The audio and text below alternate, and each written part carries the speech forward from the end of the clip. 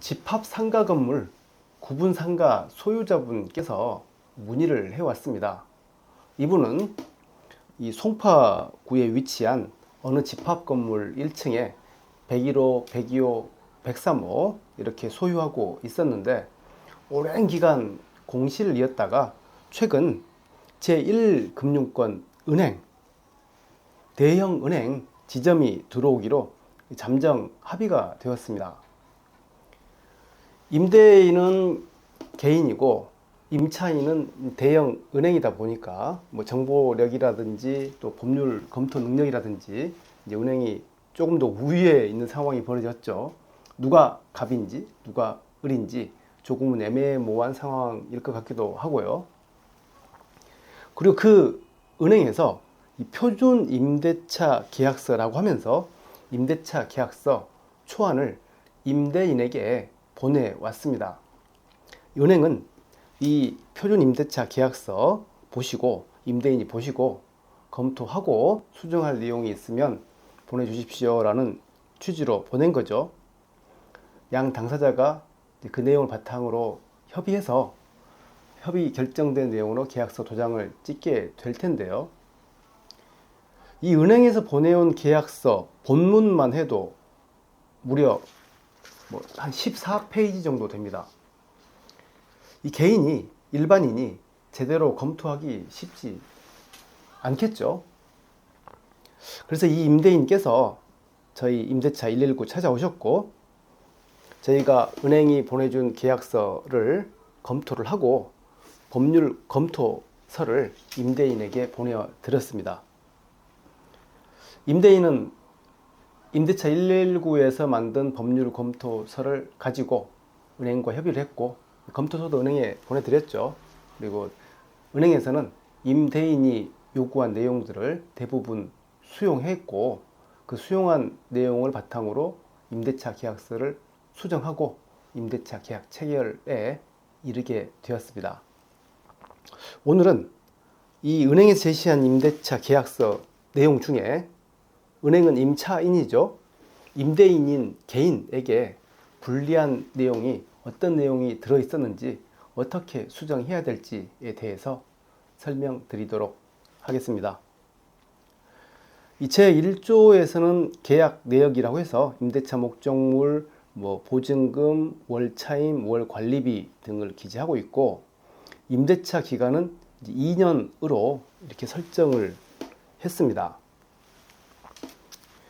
세부 내용을 한번 뜯어 보겠습니다. 계약 제4조에서 계약 갱신에 관련된 내용들을 담고 있는데요. 즉 은행이 본 계약의 기간 만료 후에 본 계약의 계속을 원할 경우에는 즉 계약 갱신을 요구할 때는 임대인에게 서면으로 통지한다라고 했고 이렇게 서면으로 통지하면 2년 기간으로 하여 본 계약에 정한 조건과 동일한 조건으로 다시 갱신된 것으로 본다라는 취지죠. 그리고 제3조에서 계약 해지, 중도 해지에 관련돼서 설명을 하고 있는데요. 제3조 제2항을 보겠습니다. 을은 임대차 기간 중 본 계약을 중도에 해지하고자 하는 경우에는 해지 예정일로부터 6개월 전에 그 해지 의사를 서면으로 통지함으로써 해지할 수 있다. 단 을은 최초 임대차 계약 기간 동안에는 중도 해지할 수 없다 라고 했죠. 즉 이 내용을 설명하자면 처음 2년을 계약합니다.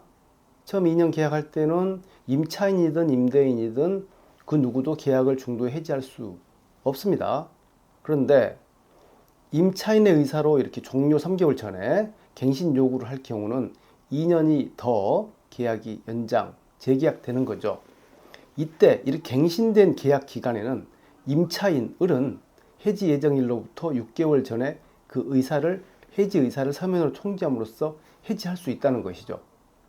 계약이 갱신되면 임차인은 당연히 계약기간 만료일을 2년 후에 만료일로 예정을 하고 그 다음 준비를 하든지 임차인이 나간다고 하면 신규 임차인을 들이든지 준비하든지 해야 되는데 도중에 갑자기 임차인이 계약 해지하겠다라고 하면 6개월 뒤에 계약이 해지되는 임대인에게 개인에게 상당히 불리한 내용이 되는 거죠. 이에 따라서 우리 법률 검토서에서는 다음과 같이 의견을 드렸습니다. 이 본 임대차 계약이 임차인의 계약갱신 요구권 행사로 갱신되거나 묵시적으로 갱신되면 임차인은 일방적으로 계약을 해지할 수 있어서 임대인이 불측의 손해를 볼 수 있습니다.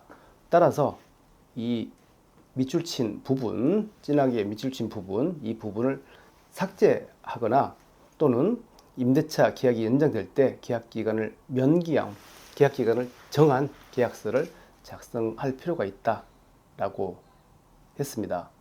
이 내용이 첫 번째로 법률 검토한 내용이고요.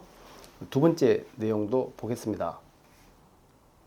두 번째 검토 내용입니다. 계약서 상에서 임대료 인상 등에 대해서 다음과 같이 기재를 하고 있는데요. 이 경우 갱신할 경우에 임차인은 2년 계약기간 설정하는 거고요. 갱신된 임대차 기간 중에 적용될 임대료 관리비 조정은 조정시의 인근 지역 내에 위치한 본 계약 임대차 목적물과 준공연수, 특성 및 가치가 유사한 건물 시세를 반영하여 결정한다라고 두루뭉실한 말로 계약서의 임대료 증감에 대해서 설명을 하고 있죠. 기재하고 있죠. 그것보다는 이 임대인이 명확하게 조건이 되면 임대료 증액을 청구할 수 있다. 그리고 상가 건물 임대차 보호법 적용을 받아서 임차인도 임대인도 청구할 수 있다라는 내용을 구체적으로 명기를 해주면 조금 더 좋을 것 같습니다. 그래서 상가 건물 임대차 보호법에 나와 있는 임대료 증감에 관련된 규정들을 이 내용을 대치해서 변경을 검토할 필요가 있다라고 설명을 드렸습니다. 세 번째 검토 내용인데요. 계약서 제6조 제2항에서 이 월 관리비는 정상적인 근무 시간 동안에 라고 표현하면서 공유 면적에서 발생하는 전기료, 수도료, 냉난방비 등등을 포함하고 의리 임차인 사무실 내에서 발생하는 부담한다라고 했습니다. 여기서 정상적인 관리비 부과에 대해서 정상적인 근무 시간 동안에 라고 했는데 이 문구 자체가 양 당사자가 다르게 해석할 여지가 많죠. 그에 따라서 이 문구 자체만 삭제할 필요가 있다라고 검토 의견을 드렸습니다. 네 번째 검토 의견은요. 우리 임대차 계약서에서 을이 대형 은행이다 보니까 자회사에도 있고 계열사도 있겠죠. 그래서 을은 대형 은행은 임대차 목적물 전부 또는 일부를 모회사, 자회사, 계약회사 또는 제3자에게 양도 전대할 수 있다라고만 했습니다. 큰 계약 관계상 큰 무리는 없을 것으로 보이긴 하지만 을이 이 대형 은행이 만약 양도 전대한다고 하면 그 내용은 최소 임대인이 인지는 해야 될 것으로 보입니다. 이에 따라 단서 조항으로 을이 임대차 목적물 전부 또는 일부를 양도 전대한 후 1개월 이내에 갑에게 서면으로 통지한다 라는 취지의 내용을 추가할 필요가 있다고 제안을 했습니다. 또 다섯 번째 검토 내용인데요. 제16조에서 계약서에 다음과 같이 명기하고 있습니다. 갑은, 즉 임대인은 임대차 목적물 소재 건물 내에서 이 은행의 영업권 및 독점적인 운영을 보장하여야 하며 라고 했죠. 이 상가 건물은 집합 상가 건물이죠. 구분 소유권이 각각 개인이 다 다른 개인들인 거고요. 그렇다면 그 건물 자체가 임대인 한 명이라면 보장할 수 있겠죠. 독점적인 운영을. 하지만 여러 명, 수십 명이 구분 소유권을 가지고 있는 상태이기 때문에 임대인이라고 할지라도 보장하는 것은 한계가 있을 것이고요. 따라서 은행이 영위하는 업종을 독점적으로 운용할 수 있도록 갑은 협조할 수 있다라는 취지 정도로 변경할 필요가 있다라고 제시를 했습니다. 또 계약 내용에서 제18조 제3항인데요. 제1항의 요청사항이 이행되지 않아 은행이 본 계약을 지속할 수 없다고 판단되는 경우 을은 이건 임대차 계약을 해지할 수 있다고 했습니다. 어떤 상황이 발생되어서 은행이 은행 영업을 못한다고 하면 당연히 해지할 수 있다는 내용을 포함할 수는 있습니다. 이 경우 갑은 임대인은 은행이 입주를 위하여 소요한 인테리어 공사 비용을 포함한 제반 비용을 을에게 배상해야 한다라고 했죠. 제18조 제1항 이 1항 요청사항이 이행되지 않아서라고 했단 말입니다. 이 을의 해지권을 보면 그 내용을 먼저 한번 볼게요. 을은 본 계약 체결 후 운영상 필요한 다음 각호 사항에 해당하는 경우 갑에게 협조 또는 시정을 요청할 수 있으며 갑은 위 요청을 받은 날로부터 10일 이내에 필요한 조치를 이행하여야 한다라고 했죠.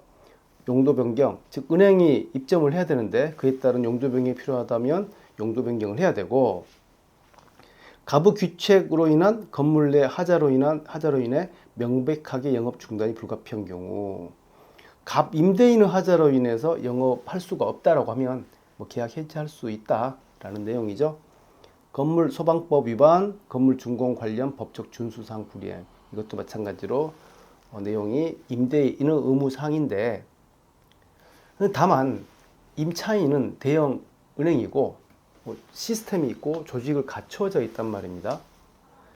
은행에서는 이와 같이 은행이 영업하지 못할 정도의 상황을 은행 자체적으로 충분히 파악할 수 있는 능력이 됩니다. 은행이 파악해서 은행이 영업을 못한다고 하면 본인들이 계약을 이행을 못하게 되는 거고 계약을 해지할 수 있다는 것까지는 좋은데 은행에서 충분히 본인의 정보력을 가지고 이런 것들을 검토할 수 있음에도 불구하고 인테리어 공사했을 때 그런 비용들을 임대인이 부담해야 한다라는 내용은 임대인에게 조금 불리할 수가 있을 것 같습니다. 따라서 이 문구를 삭제할 필요가 있다라고 제안을 드렸습니다. 다음 또 보면요. 제20조 제8항에서 임대차 목적물의 벽, 천장, 복도, 냉난방 설비, 기타 갑이 임대인이 설치한 시설물에 대한 수선 및 보수는 원칙적으로 가부 부담으로 한다라고 했죠. 검토 의견을 다음과 같이 드렸습니다. 임차인은 임차물을 사용, 수익 후 원상 복구하여 반환할 의무가 있고 임차물의 수선 및 보수는 우리 민법 그리고 판례 등을 통해 상당히 정립되어 있습니다. 따라서 임대차 목적물의 벽, 천장, 복도 이와 같은 내용 조금 전에 읽어본 내용 이 내용들은 은행에서 제시한 내용들이죠. 이런 특약은 굳이 계약서상에 담을 필요는 없을 것으로 판단하고 제안을 해드렸습니다.